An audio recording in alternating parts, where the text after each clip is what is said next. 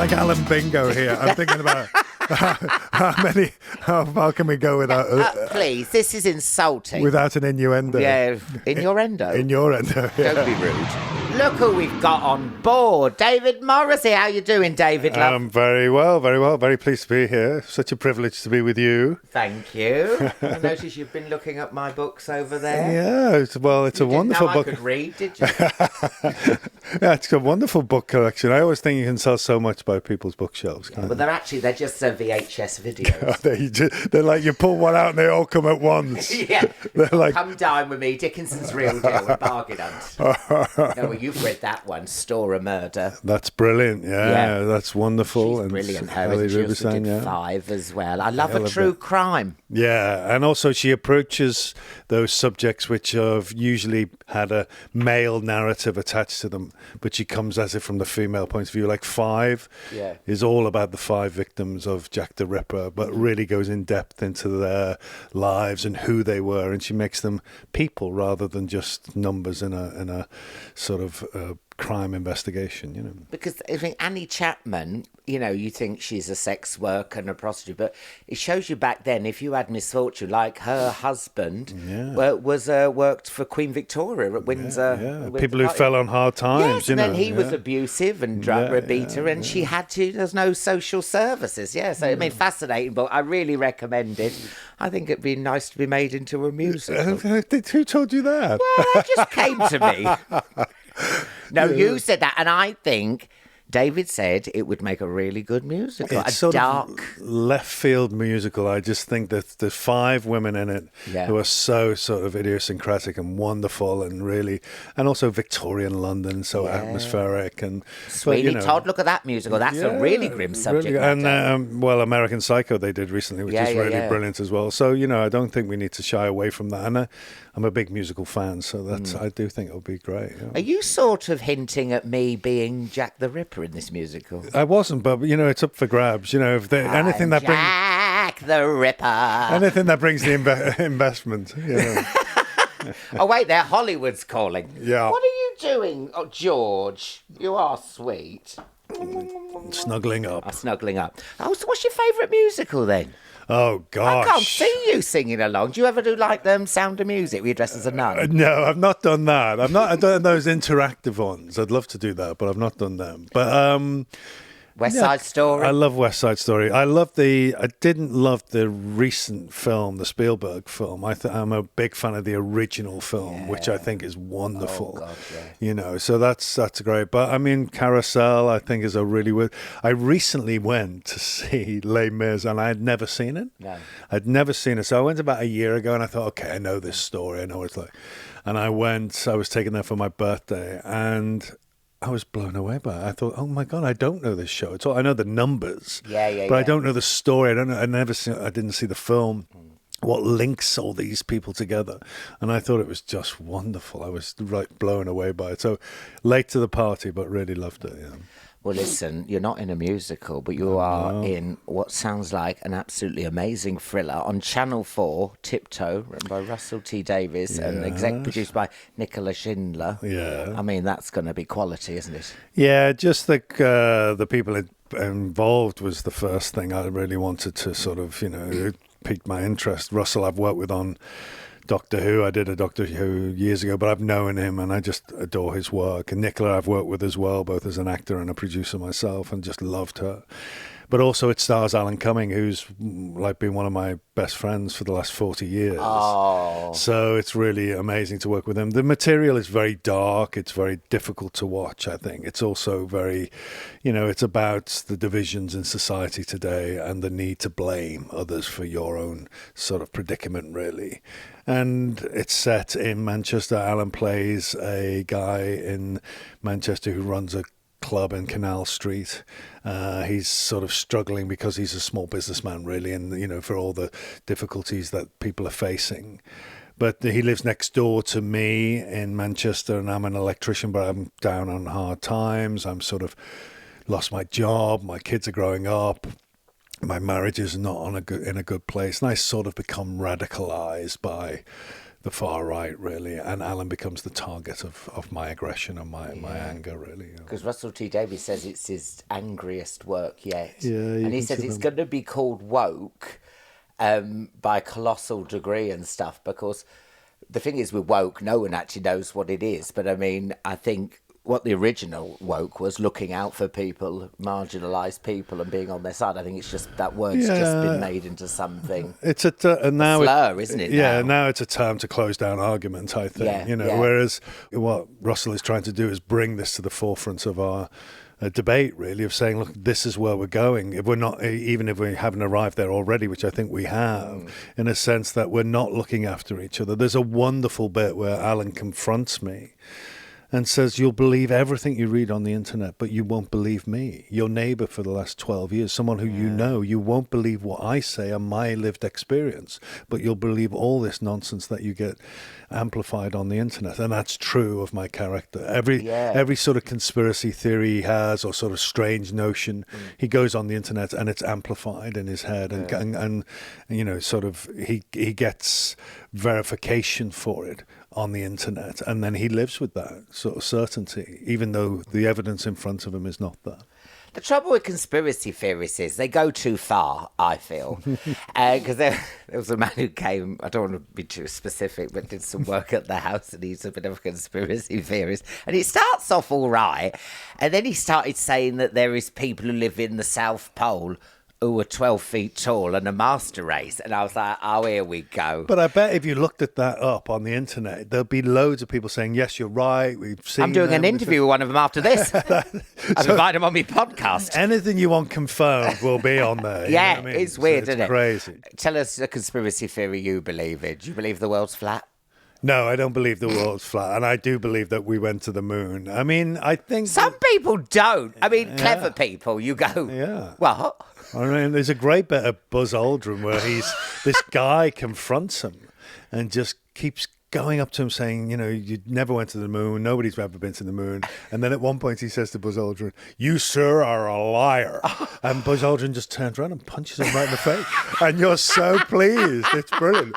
So, you know, it's... Because it's also insulting at the bottom of the day. You're calling someone a liar who's done it, put all that training in to go to the moon. I think conspiracy theories have always been with us, but the idea now of social media and X or whatever is they get amplified to the nth degree. And, you know, that's the difficulty, is the fact that everything you want, you can start any rumour.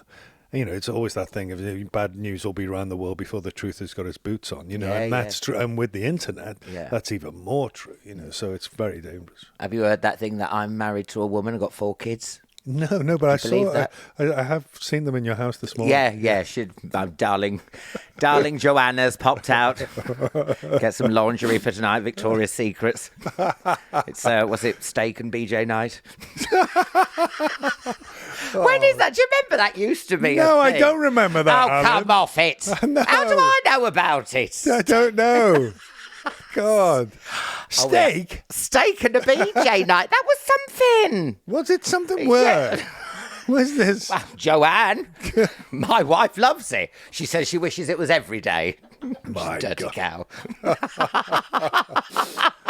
Well, do you know what? A little insight into Alan's life. Now we're being a little bit risque. I'm just going to say this because you won't believe this. Someone sent me a screen grab. My feet is on a celebrity, what's it called, foot fetish. Oh. Got 4.15 out of 5. That's not bad. They've taken a screen grab of me on one of those inflatable Have settees. you seen the league table of the people who are above and below you? No. I don't really want it on my search engine in my history. My mum said, I just want to book some train tickets. Yeah. Dirty feet. Yeah. Look at your nails. Oh, Alan, look at the state of your verruca. I've booked you into a podiatrist. So listen, we've got to talk about travel. Mm-hmm. Now, listen, some of us can't afford to go all over the place, these fancy places. Let's start at the beginning, because you love Liverpool, don't you? I do, yeah. Tell us a hidden gem or something that people must do in Liverpool. I love Liverpool, and whenever I'm up there touring, I always go to Formby.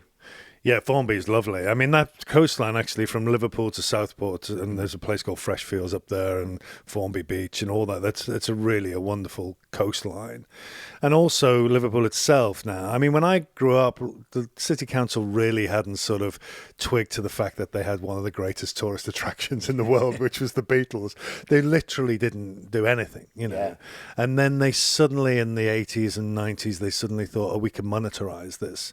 So suddenly there was a Beatles museum. Places like John and Paul's house became National Trust places. Then there was this magical mystery tour of Liverpool and stuff. And now they're really sort of selling it, quite rightly. Is there a hotel called the Yellow Submarine? There's a hotel called the Beatles Hotel, and instead of saying, you know, where you put your thing saying "Do not disturb," they say "Let it be," you know, and that sort of thing. Oh, I see what they've. That's clever. And on the breakfast, 5 stars TripAdvisor. Not as sexy as my feet, but on the breakfast menu, you can get instead of it, you can get a day kipper and stuff. So yeah, there's lots of things like that all over the place. But you're very easily pleased. I am. I love a pun. But the city itself is great, and it's always got the river. And I think it's a place where the town developments, the inner city developments, have been really well done on the most part. And I think it's a beautiful. That's again, growing up, that whole dockside was just derelict, really. And you've got the Tate up there now. And now there's Tate, there's Liverpool Museum, but all along there. Part of the start of that really was this morning. So when Richard and Judy were there, and they were on the dockside, and that sort of rejuvenated, that started making that dockside area a little bit more sort of, tourists would go, people would recognise it, they would seek it out, and then the Tate happened, and then other things. But the city it's itself, a ripple effect, isn't it? Really? Yeah, it really is. And you know, if you build it, they will come. But also, people are looked after there. I think it's it's notoriously a very friendly city, but it is a great place to go as a destination, I think. Is it you're in that Beatles biopic? I am. And it's not about. It's 4 Beatles films. Sam Mendes is directing them, and it's all about. Each one has taken a life of one of the Beatles. Yeah. Wow. Who'd you play in it? Can you tell me? Yes, I can. I play Paul McCartney's dad, Jim. Oh, okay. Yeah. That's all I can tell you. Yeah, of course. Yeah. Have you read that amazing book? Is it 4321? I have read that. I wasn't wild about that book. Why not? I just thought it was all right. I thought it was anecdotal. The book I really love is John and Paul, which is the one that's just come out, which is about the relationship between the two of them, which is fantastic.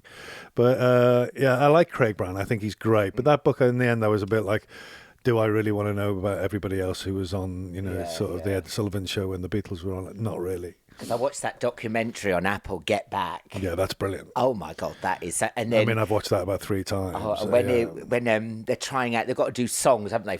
In a fortnight's time, they're going to play it live, and Paul McCartney's going. You're going, let's get back. Yeah, but he just starts picking out. Get back! I'm shouting. I'm like, and just seeing how they worked. I mean, what they would do is just one of them would start a riff and the other one would join in, and that could go on for ages. And just that, I thought was wonderful. Ringo just looks bored at the back, doesn't he? Yeah, but he's the glue, isn't he? He's the person who brings them all together. He's always the first one into the rehearsal room, which is weird. But he's also always there. There's a really heartbreaking bit when Ringo and Paul are sitting there waiting for John and George, and Paul just says, and then there was 2. Yeah. And you're like, oh my God, and there is only 2 of them now. That was really weird. But I loved that documentary and watched it endlessly. Yeah. So listen, let's talk about travel. What's your first holiday memory? So Liverpool obviously being, where we would go is the Wales, really. We would always go over to Wales. Southport was a day trip. We would go to Southport and be on the arcades and stuff. The great thing about Southport is the sea never comes in. So you've got this beach that goes on for miles. And Blackpool was sort of a place of, maybe a day trip and sort of a lovely sort of treat. But a holiday, staying away from home, we'd probably go somewhere like Rhyl or Pwllheli or somewhere like that. That North Wales coast. We might get a chalet there or a caravan or something like that. And we'd be there. And I have fond memories of that. Also Llandudno. We went to Llandudno once. And I'm like the youngest of four. So when we went on holiday, my sister might have come with us, but usually it was just my mum and dad and me. And my brothers were gone by then. They were sort of at college or whatever. And I have really fond memories of that. That was very, North Wales was the coastline for us. That's not my IBS, by the way. They're building a bloody flipping, what's it called? They're building a swimming pool, are they? No. Someone in this road has got a swimming pool. Really? Yeah. They're digging down these bloody basement You're things. living in such a posh area. I know. I've changed, and I've changed. I didn't tell you I'm moving into a castle. Did you read that? No. Yeah, I've bought a castle. Where's this? Up in Scotland. Have you? I'm Everyone's doing that. Alan, I've just been working with Alan Cumming, as you know, and I think he's bought a castle up there. I know. I don't know what's come over me. I think I'm having a midlife crisis. Well, you're too young for a midnight. You are sweet. God, he's smooth, isn't he? You're so smooth. What were we saying then? Were you talking about the people next door building a swimming pool and you having a castle? Yeah, really relatable chat. But then there's something, talk about misinformation, there's something in the paper. I'm turning my castle into a leisure centre and a spa, and all the locals are up in arms. Why would I want to live in a leisure centre? Yeah. Oh, I love the smell of chlorine in the morning. That'd be nice. Well, come on, guys, bums and tums in 20 minutes. That's your next show. Yeah. You know what I mean? Forget Benidorm. We'll just have Alan's new spa. That's where we want to go. I know, but it's funny that like you were saying, Car spa. The news goes round the world before, spa. Yeah. And then this lovely man gifted me a hot tub. And I said, oh no, it's not true. Oh, and I've got a fucking hot tub coming. That's good. Where are you going to put it? You can put it next door in their new sort of whatever they're building. Yeah. Yeah. My gift to you for 6 months of drilling. Oh, I know. But everyone's doing that now, and it drilling down. Piss. Just on my tits. Have you ever had a holiday romance?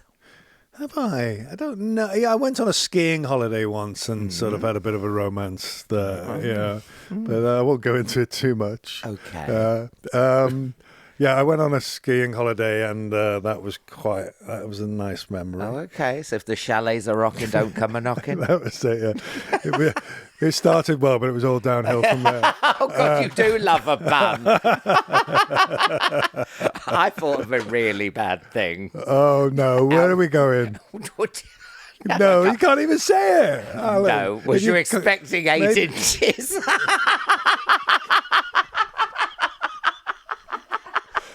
God, I'm glad this is your show. I was expecting 8 inches. Anyway, enough of this. This is rude. This is so rude. Thank you. What were people expecting on your show? They know what this is like, this podcast. This episode is brought to you by Polytar, the original coal tar shampoo. Polytar data shows that 3 in 4 people in the UK have experienced scalp issues, itchiness, flaking and irritation. You know the drill. So if that sounds familiar, you're very much not alone. That's basically everyone except that one smug person with perfect hair. If your scalp's been kicking off or if you want a better routine, try Polytar. It works to soothe irritation, slow excessive skin cell growth and restore scalp health. It's clinically proven to treat dry, itchy scalps, dandruff, eczema, psoriasis, basically everything your scalp throws at you. But here's the clever bit. Polytar's got a scalp health calculator. You answer 13 quick questions and you get a score out of 100. A rating from poor to great plus personalised tips. It's like a credit score, but for your scalp. Except this one won't ruin your chances of getting a mortgage. I did it and my scalp got a good rating. I'm very pleased about that. Head to polytar.co.uk to try the scalp health calculator. Or pick up a bottle and use code LIFEISABEACH10 for 10% off. Always read the label. Have you ever holidayed with a celebrity? Have you had one of those random things? Where I'll start in Melbourne. I was in the lift and Peter Fonda got in. Oh, wow. And invited us up to his room. Me and Lee Mack went up to his penthouse suite. Oh, my God. And what happened then? Oh, like your skiing holiday. Really? My lips are sealed. Me and Peter Fonda. No comment. No. He brilliant. was a lovely, sweet man and stuff. But I mean, we couldn't believe it. I said to Lee, "This is an easy rider." We were up there. And he was so sweet. That is amazing. Opened up his mini bar, having a drink with Peter Fonda. Amazing, isn't it? No, I can't remember. I mean, I recently went to a spa weekend, actually. Not at castle. Not at your castle. But I'm waiting for the invite for that. Yeah, do a lovely fish pedicure. Nice hot tub. Steak and BJ Friday. No, but... Remind me to put that down on my list at my hotel. B&B, BJ&B. Yeah. And I was at the spa weekend and I was sitting down for something to eat and I had this voice behind me. I turned around, it was Daniel Craig and Rachel Weisz were there. Oh. And that was sort of a bit celebby, yeah. That so was that was very good. celebby. Yeah. Have you holidayed with Alan Cumming? I haven't, but I've been friends with him for a long time. So he was my neighbour in London. So I've been to visit him in New York. So he lives in New York. And he does a cabaret night there, doesn't he? So he has his own club. He has this thing called Club Cumming, which is amazing. And he's been doing that since he did Cabaret. So when he did Cabaret, which he did for, 4 decades, I think he did it for, on and off. In his dressing room at the end, he had so many people who would come and see the show. He'd open up his dressing room and that became this thing called Club Cumming.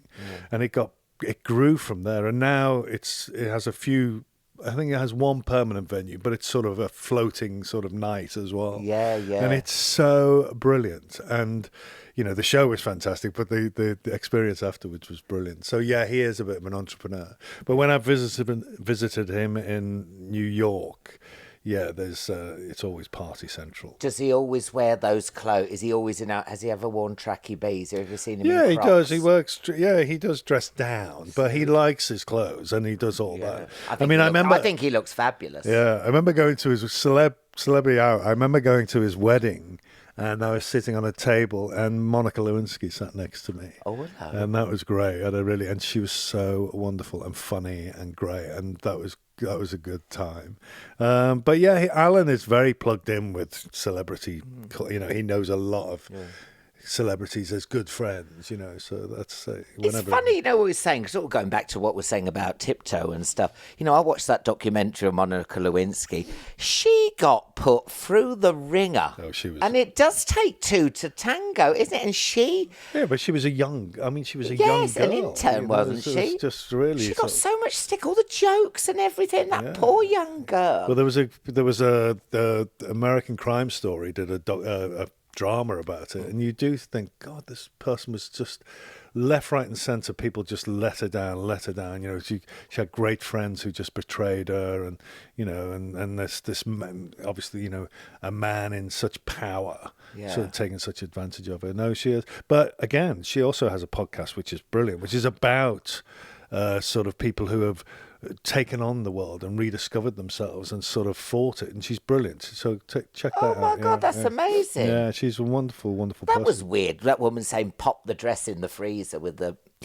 what on it. Well, that's disgusting because I don't like it when I've got jacket potatoes in there. I don't know where we're going with this. Okay. I can say a sentence without a rude word in it. Okay. For God's sake. Well, It's like Alan Bingo here. I'm thinking about how far can we go without... please, this is insulting. Without an innuendo. Yeah, innuendo. Innuendo, yeah. Don't be rude.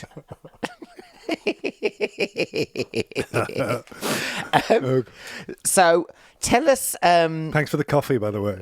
Oh, okay. I don't like coffee, and you're a snob. You turned your nose up at Gold Blend. It's got gold in the title. I thought when I was in the shop, is Gold Blend crap? You got it for nothing for a start. Okay, it's been in that cupboard. It was been in that cupboard longer than the paprika in the back of the... It looked like soil, drawer. admittedly. It did look soil. And I was so embarrassed. It had one of those shoplifting stickers on it. So you think I've just nicked it. Definitely. Well, I'm not drinking it. I'm going to nick it. Why should I pay for it? Somebody had gifted it to you when you said you were opening a spa. Coffee shop. I'd love to go around your house and see how much free stuff you've got. These aren't even my books. I go shoplifting in Waterstones. Happy now? I was gifted that. Gifted that. Took that from the dressing Charles room. Dickens is a big fan. Sent me that. What's been your most extravagant holiday?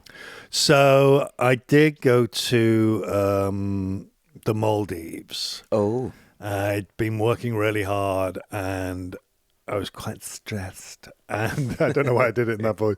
We're not allowed to Get say your we're own stressed. act. We're not allowed to say stressed. Okay, we're not allowed to say stressed, so we have to put a little bit. But yeah, I was really. You can't say first world problems anymore because the world has gone very dark now. You feel like if you moan. I know, it's crazy. It's like with us, I can only tell certain people about my castle getting a free hot tub. Yeah. Some people are like, I can't believe it. What am I supposed to do with a hot tub in my castle? The problem. You go, Alan, you sound like a dick. Yeah. The problems of your neighbour building a swimming pool next door. Oh God, am I not relatable anymore? No. You've lost it. I've lost it. Honestly. I'm just like some deluded twat. It's Meghan Markle.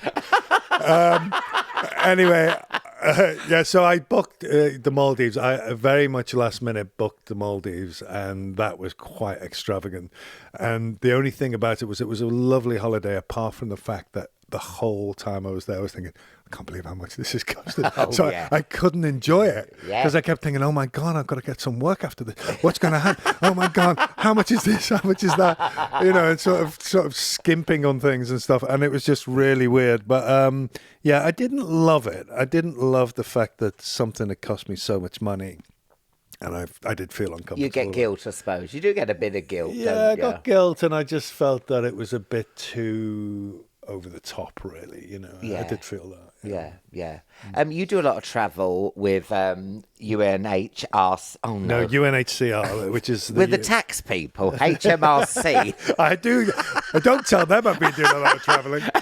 I knew this bloody because it's for the United Nations. Yeah, it's the refugee. It's not catchy, is it? The acronym UNHCR. Yeah, so I've been with them for a long time. I'm goodwill ambassador for them. Yes, and I've been.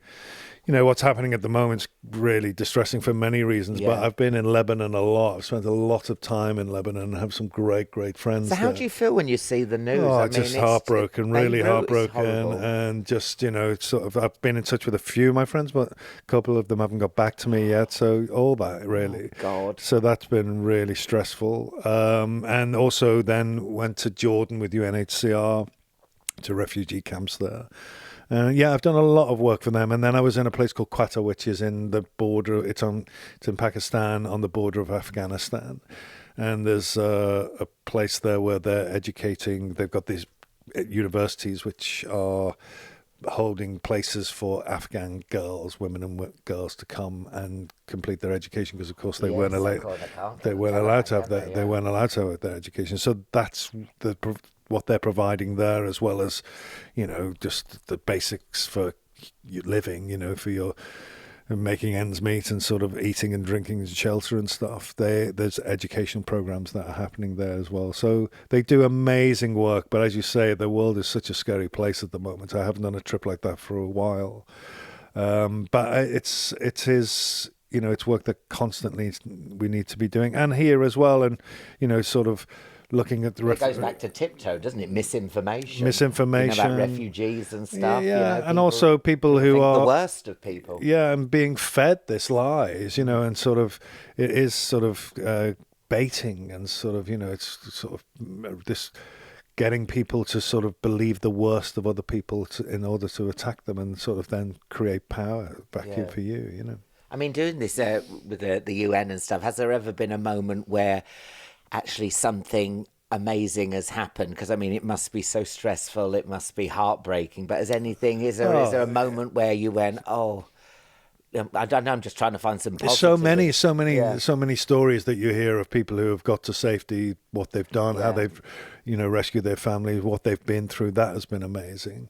I was in Egypt, and sort of the stories of how people are sort of surviving refugee, they're taking people in there, and those stories were amazing. And then there you are with the pyramids in the background. So I mean, I think it's really important to step out of our world, our comfort world, and sort of see what people are going through in a very real sense.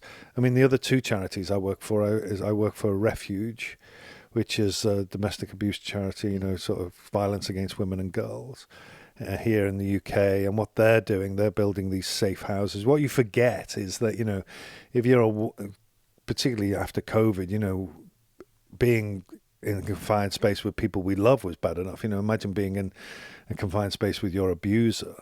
Suddenly that was ratcheted up, and safe spaces for women to escape to. But if you've got a pet or you've got a teenage son, then you can't really get away. It's creating domestic spaces for them, safe refuges for people who, don't have a ready means to escape. They've got to find different ways to escape, and they're a wonderful charity. And the Felix project is a food delivery project that I work for, who take food from supermarkets and restaurants that is going to be binned and not used, and they use that to provide meals for people on the street. Because they throw so much stuff away, don't they? So that's a very simple but sort of difficult thing to organise, which is basically saying to people, you give us your food that you're not going to use and we'll use it.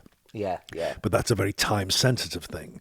So what's interesting about the world crisis at the moment is a lot of what they do is they'll freeze food, but because the cost of like electricity is going through the roof, their costs they're mad now. So they in the last 6 months or whatever, their costs have gone through the roof. Yeah.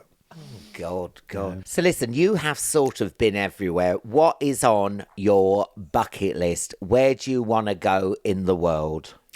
Oh, well, travel-wise, I'd really love to go to South America. I've never been to South America. I'd love to go to Brazil and Argentina and that sort of part of the world. That would really be the place for me. I'm just about to go to Gothenburg and Copenhagen, which I've not been before. I read a book called Why the Crows Fly South. Have you read that book? No. It's really wonderful, but it's set just outside Gothenburg.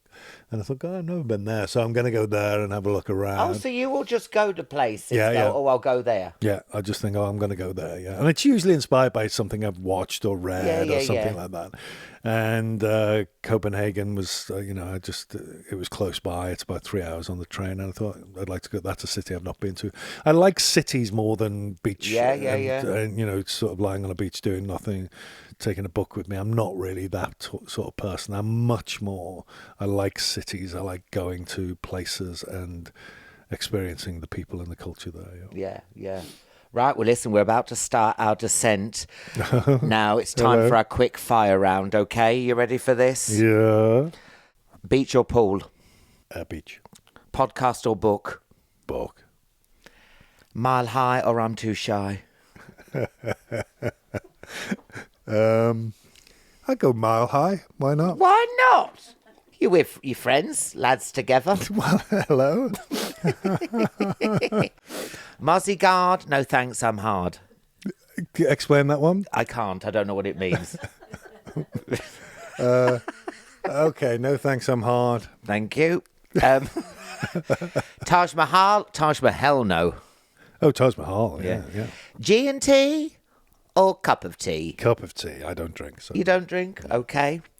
Zombie or corrupt politicians? Well, because of the Walking Dead. That's that's a good one. Zombies. That's my CV. Or zombies. I had great fun with the zombies. I had great fun in fact, I'm about to go back to Atlanta, where we filmed it, and see a lot of my mates there. Yeah, but The Walking Dead was great, and I was there for 2 years, so made a lot of great friends there. And how funny is Daddy Issues? Daddy Issues is great. We're hoping to do a third season. That is so if the stars funny. align. But it's great, and it's great to be with Amy, who I just love. Send her my love and say I love her. She's just brilliant. She's so good. And we had great fun on that. It shows. It's just so funny. And last but not least, tip 'em or fuck 'em. Are you a good tipper, or do you go no?